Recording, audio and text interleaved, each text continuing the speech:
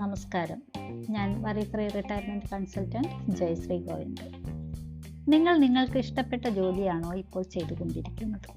പലരോടും ചോദിച്ചാൽ അറിയാം, നിങ്ങൾ ഇഷ്ടപ്പെട്ട ജോലിയാണോ, നിങ്ങൾ ആഗ്രഹിച്ച ജോലിയാണോ ഇപ്പോൾ ചെയ്യുന്നതെന്ന് ചോദിച്ചാൽ അവർ പറയും, ഞാൻ ആഗ്രഹിച്ച ജോലിയല്ല, ഞാൻ എൻ്റെ സിറ്റുവേഷൻ കൊണ്ട് ഇതിൽ വന്നുപെട്ടതാണ്, എങ്ങനെയൊക്കെ വന്നുപെട്ടു, ജീവിക്കണ്ടേന്ന് വെച്ച് ചെയ്യുവാണ്. അങ്ങനെ 90% ആളുകളും അങ്ങനെയാണ്.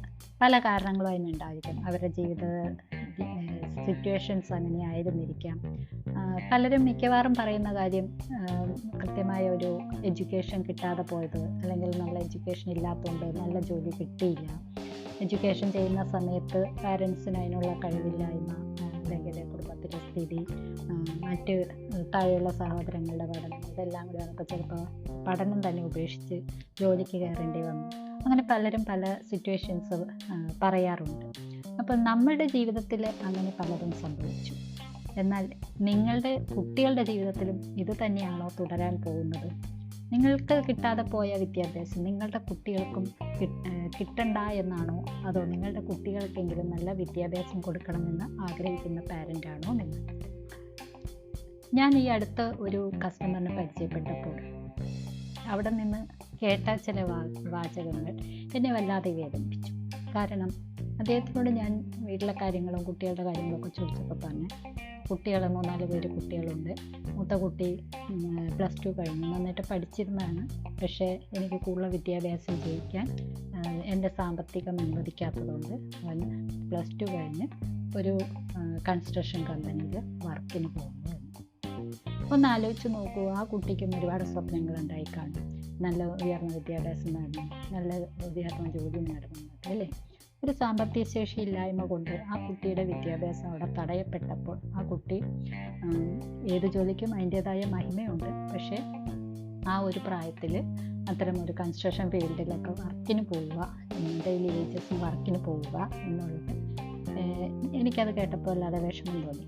കാരണം ഇന്ന് ഞാൻ കാണുന്ന പല കസ്റ്റമേഴ്സ്, അല്ലെങ്കിൽ ഇന്ന് നമ്മൾ കണ്ടുകൊണ്ടിരിക്കുന്ന പല കാര്യങ്ങളിലും വ്യക്തമായൊരു പ്ലാൻ ഇല്ലാതെ കുട്ടികളുടെ വിദ്യാഭ്യാസത്തിനായിക്കോട്ടെ, അവരുടെ മാരേജിനായിക്കോട്ടെ, ജീവിത ചെലവുകൾക്കായിക്കോട്ടെ, എന്തിന് റിട്ടയർമെൻറ്റിന് പോലും വ്യക്തമായ ഒരു പ്ലാൻ ചെയ്യാതെയുള്ള ജീവിതയാത്രയാണ് ഇന്ന് പലരും നടത്തുന്നത്. അപ്പോൾ ഇതുകൊണ്ട് എന്ത് സംഭവിക്കുന്നതെന്ന് വെച്ചാൽ, എങ്ങനെയെങ്കിലുമൊക്കെ ഒന്ന് ജീവിച്ച് തട്ടിമുട്ടി പോവുക എന്നുള്ളതാണ് ആളുകൾ ചിന്തിച്ചുകൊണ്ടിരിക്കുന്നത്. പക്ഷേ ഒരു റിട്ടയർമെൻറ്റ് ഇത് നമുക്ക് ഒഴിവാക്കാൻ കഴിയില്ല, കുട്ടികളുടെ വിദ്യാഭ്യാസം അത് നമുക്ക് ഒഴിവാക്കാൻ കഴിയില്ല. അപ്പോൾ ഈ സിറ്റുവേഷനിലെല്ലാം അവിടെ സാമ്പത്തികമായി വല്ലാത്ത ദുരിതമാണ് അനുഭവിക്കേണ്ടി വരുന്നത്. ഒരു റിട്ടയർമെൻറ്റ് ലൈഫിൽ നമ്മുടെ കയ്യിൽ ആവശ്യത്തിനുള്ള ഫണ്ട് ഇല്ലാതെ വന്നാൽ നമ്മൾ മറ്റുള്ളവരെ ആശ്രയിക്കണം, ആരെങ്കിലും എന്തെങ്കിലും തന്നാൽ കഴിക്കാം എന്നുള്ള മട്ടിൽ ജീവിക്കേണ്ടി വരും, അല്ലെങ്കിൽ ഏതെങ്കിലും വൃദ്ധസദനത്തിലോ മറ്റ് അഗതി മന്ദിരത്തിലോ ഒക്കെ കഴിയേണ്ടി വരും. ഇതൊക്കെ എത്ര ദുരിതപൂർണമായിരിക്കും. അതുപോലെ തന്നെ കുട്ടികളുടെ വിദ്യാഭ്യാസം, അവർക്ക് വ്യക്തമായ വിദ്യാഭ്യാസം കൊടുക്കാൻ കഴിഞ്ഞില്ലെങ്കിൽ അവരുടെ ആഗ്രഹത്തിനനുസരിച്ച് നല്ല ഒരു ജീവിതശൈലിയിലേക്ക് അവർ പോകാൻ അവർക്ക് സാധിക്കാതെ വരാം. നമ്മൾ എത്ര ദുരിതപ്പെട്ടിട്ടോ അല്ലെങ്കിൽ എത്ര ബുദ്ധിമുട്ടിയായിരിക്കും നമ്മളൊക്കെ വളർന്നു വന്നത്, അതേ ഒരു സാഹചര്യത്തിൽ നമ്മുടെ മക്കളും ജീവിക്കേണ്ട ഒരവസ്ഥ വരും. ഇങ്ങനെയാണോ വേണ്ടത്? അതോ നമ്മൾക്ക് കിട്ടാതെ പോയ സൗഭാഗ്യങ്ങൾ നമ്മുടെ കുട്ടികൾക്ക് കിട്ടട്ടെ, അവർ നല്ല രീതിയിൽ നല്ല നിലയിൽ എത്തട്ടെ എന്ന് ചിന്തിക്കുകയല്ലേ ഭൂരിഭാഗം പാരൻസ് ചെയ്യാറുള്ളൂ. അപ്പോൾ അതിനുവേണ്ടി നമ്മൾ വ്യക്തമായിട്ട് നേരത്തെ പ്ലാൻ ചെയ്യേണ്ടത് ആവശ്യമല്ലേ? കിട്ടുന്നത് എത്ര ചെറിയ വരുമാനമായിക്കോട്ടെ, എത്ര വലിയ വരുമാനമായിക്കോട്ടെ, അതിൽ നിന്ന് ഒരു പോർഷൻ എല്ലാ മാസവും കൃത്യമായിട്ട് നമ്മൾ നീക്കി വയ്ക്കാനും, നമ്മുടെ കുട്ടികളുടെ വിദ്യാഭ്യാസം, മാരേജ്, മറ്റ് സെറ്റിൽമെൻറ്റ്, അതുപോലെ നമ്മുടെ റിട്ടയർമെൻറ്റ്, ഇതെല്ലാത്തിനും വേണ്ടിയിട്ട് നമ്മൾ കരുതി വയ്ക്കേണ്ടത് അത്യാവശ്യമാണ്. അപ്പോൾ അങ്ങനെ നമ്മൾ കരുതി വയ്ക്കുക എന്നുള്ളത്, പ്രത്യേകിച്ചും നമ്മൾ മലയാളികളുടെ ഇടയിലുള്ള ഒരു ആചാരം എന്ന് പറയുന്നത്, കിട്ടുന്നത് മുഴുവനും എക്സ്പെൻസ് ആക്കുക, ബാക്കി മിച്ചമുണ്ടെങ്കിൽ മാത്രം സേവ് ചെയ്യുക എന്ന് ഉദ്ദേശിക്കുന്നവരാണ്.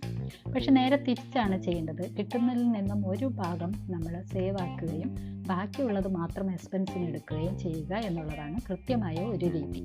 അങ്ങനെ നമ്മൾ ചെയ്തു കഴിഞ്ഞാൽ നമ്മൾക്ക് വലിയ ബുദ്ധിമുട്ടില്ലാതെ നമ്മുടെ ജീവിതത്തിലെ പല കാര്യങ്ങളും നമുക്ക് മെച്ചപ്പെട്ട രീതിയിൽ മുന്നോട്ട് കൊണ്ടുപോകാൻ സാധിക്കും, മറ്റുള്ളവരെ ആശ്രയിക്കാതെ ജീവിക്കാൻ സാധിക്കും. അപ്പോൾ അതിനുവേണ്ടി ഇന്ന് വരെ നിങ്ങൾ ഒരു പ്ലാനും ചെയ്ത് തുടങ്ങിയിട്ടില്ലെങ്കിൽ ഇനിയും വൈകാതെ ഇന്ന് തന്നെ അതിനുള്ള പ്ലാൻ ചെയ്യുക. നിങ്ങളുടെ മുന്നോട്ടുള്ള ജീവിതയാത്രയിൽ ആർക്കും ബുദ്ധിമുട്ടില്ലാതെ, ആരെയും ആശ്രയിക്കാതെ നിങ്ങളുടെ ജീവിതത്തിൻ്റെ ലക്ഷ്യങ്ങളെല്ലാം നിറവേറ്റാൻ സാധിക്കട്ടെ എന്ന് ആശംസിക്കുന്നു. അടുത്തൊരു എപ്പിസോഡ് കാണുന്നവരെ ബൈ ബൈ, ടേക്ക് കെയർ.